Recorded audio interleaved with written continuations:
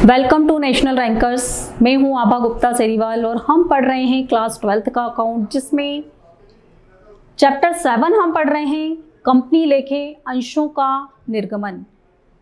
Company लेखे में company से संबंधित हम पढ़ रहे हैं कि कंपनी क्या होती है, कितने प्रकार की होती है, कंपनी और साझेदारी में क्या अंतर है, कंपनी का समावेलन कैसे होता है, कंपनी का निर्माण कैसे होता है। इसमें हम पढ़ रहे हैं कंपनी के महत्वपूर्ण प्रलेख, उसके समावेलन, उसके बनाने की विधि, जिसमें पार्षद सीमा नियम हम पढ़ चुके हैं कि पार्षद सीमा नियम क्या होता है, जो कंपनी का एक अधिकार पत्र होता है। पार्षद अंतर नियम हमने पढ़ा कि पार्षद सीमा नियम पर जो लोग साइन करते हैं, जो सदस्य पार्षद सीमा नियम पर साइन करते हैं, वही सदस्य पार्षद अंतर नियम पर भी साइन करते हैं। और अगर किसी कंपनी ने पार्षद अंतर नियम नहीं बनाया है तो सारणी अ के नियम लागू होते हैं। अब हमारा अगला पॉइंट आ रहा है संचालकों की सूची। इस सूची में उन व्यक्तियों के नाम, पते और विवरण दिए जाते हैं जो कंपनी के प्रारंभिक संचालक बनने के लिए तैयार हों। तो कंपनी के कौन कौन डायरेक्टर्स होंगे, फर्स्ट डायरेक्टर जिनको कहा जाता है, तथा जिन्होंने संचालक बनने के लिए अपनी अनुमति दी हो। निजी कंपनी की दशा में इस प्रकार की सूची देने की आवश्यकता होती है कि कंपनी के डायरेक्टर्स कौन कौन रहेंगे, उसकी एक लिस्ट बनाई जाती है और फिर वो देना होती है। इसके बाद है संचालकों की लिखित सहमति। यदि प्रथम संचालकों की नियुक्ति कंपनी के पार्षद अंतर नियमों के अंतर्गत की गई है तो ऐसी दशा में उनकी लिखित सहमति होना जरूरी है। लिखित सहमति के हस्ताक्षर सहित नाम, पते, नियुक्ति, उनका जो व्यवसाय है वो और आयु का उल्लेख करते हुए समामेलन के समय रजिस्ट्रार के पास फाइल करना होते हैं। मतलब जो कंपनी के प्रथम संचालक बनना चाहते हैं उनके नाम, पते और उनकी एक लिखित सहमति रजिस्ट्रार के पास फाइल करना होती है। कंपनी के रजिस्टर्ड कार्यालय की सूचना। कंपनी रजिस्ट्रार को कंपनी के प्रमुख कार्यालय की सूचना लिखित में भेजना जरूरी होता है। कंपनी के रजिस्टर्ड कार्यालय का पता कंपनी के समामेलन के 28 दिन के अंदर अंदर भेज देना चाहिए कि कंपनी का जो रजिस्टर्ड कार्यालय है वो किस शहर में रहेगा और उसका क्या एड्रेस होगा। इसके बाद वैधानिक घोषणा। यह वैधानिक घोषणा भी प्रस्तुत करना पड़ती है कि पंजीयन के लिए आवश्यक समस्त वैधानिक औपचारिकताओं का विधिवत पालन किया गया है। मतलब जो भी वांछित जानकारी है वो दी जा चुकी है। योग्यता अंशों की घोषणा। संचालकों को इस बात की भी घोषणा करना पड़ती है कि यदि उन्होंने भी अपने योग्यता अंशों को कंपनी से रजिस्टर्ड करा लिया है तथा उनका भुगतान कर दिया है। सेकेंड थिंग, इसकी शुल्क का भुगतान करना और समामेलन का प्रमाण पत्र जारी होना।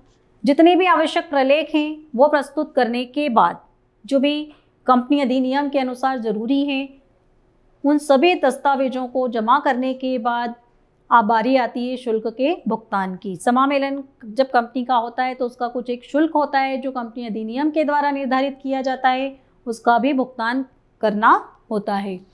तो जब कंपनी रजिस्ट्रार इस बात से संतुष्ट हो जाता है कि समस्त आवश्यक औपचारिकताओं की पूर्ति हो गई है, पंजीयन शुल्क का भुगतान किया जा चुका है, तब वह एक समामेलन का प्रमाण पत्र जारी करता है जो कंपनी के रजिस्ट्रेशन का अंतिम प्रमाण होता है। तो ये था कंपनी का रजिस्ट्रेशन जो शुल्क चुकाने के बाद मिल जाता है। इसके बाद व्यवसाय प्रारंभ करने की अवस्था। जब कंपनी का रजिस्ट्रेशन हो जाता है तो कंपनी का व्यवसाय चालू हो जाता है। अब कंपनी जब अपना व्यवसाय चालू करती है तो उसे निम्न बिंदुओं की पूर्ति करना जरूरी है। नंबर 1, प्रविवरण, प्रोस्पेक्टस। निजी कंपनी को जनता से पूंजी एकत्र करने का अधिकार नहीं होता है। ये इसके पहले भी जब हमने कंपनी के प्रकार पढ़े थे तब हमने पढ़ा था कि निजी कंपनी अपने अंश खरीदने के लिए जनता को आमंत्रित नहीं कर सकती है और निजी कंपनी के अंशों के हस्तांतरण पर भी प्रतिबंध होता है। तो इसलिए निजी कंपनी को रजिस्ट्रार कार्यालय में प्रविवरण फाइल करने की आवश्यकता नहीं है। लेकिन अगर सार्वजनिक कंपनी है, पब्लिक कंपनी है, तो व्यापार के संचालन के लिए उसको पूंजी की आवश्यकता होगी। सार्वजनिक कंपनी जनता से प्रविवरण के द्वारा पूंजी एकत्रित करती है। प्रविवरण एक प्रस्ताव पत्र होता है, एक तरह का एडवर्टाइजमेंट होता है जो जनता को अंश खरीदने के लिए आमंत्रित करता है, जिससे जनता कंपनी के बारे में जानकारी प्राप्त करती है और संतुष्ट होने पर अंशों को खरीदती है।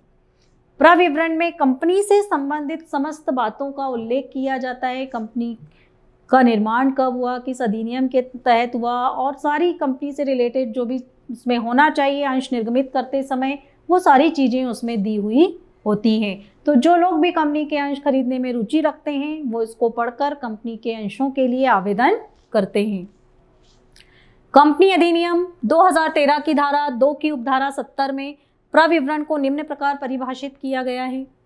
प्रविवरण से आशय किसी ऐसे प्रलेख या दस्तावेज से जिसे प्रविवरण के रूप में वर्णित या निर्गमित किया जाता है, जिसमें धारा 32 में संदर्भित रेड हेरिंग प्रविवरण या धारा 31 में संदर्भित शेल्फ प्रविवरण या कोई सूचना, परिपत्र, विज्ञापन या अन्य दस्तावेज शामिल है, जिसके द्वारा कोई निर्गमित निकाय अपनी प्रतिभूतियों के अभिदान या क्रय के लिए जनता को आमंत्रित करती है।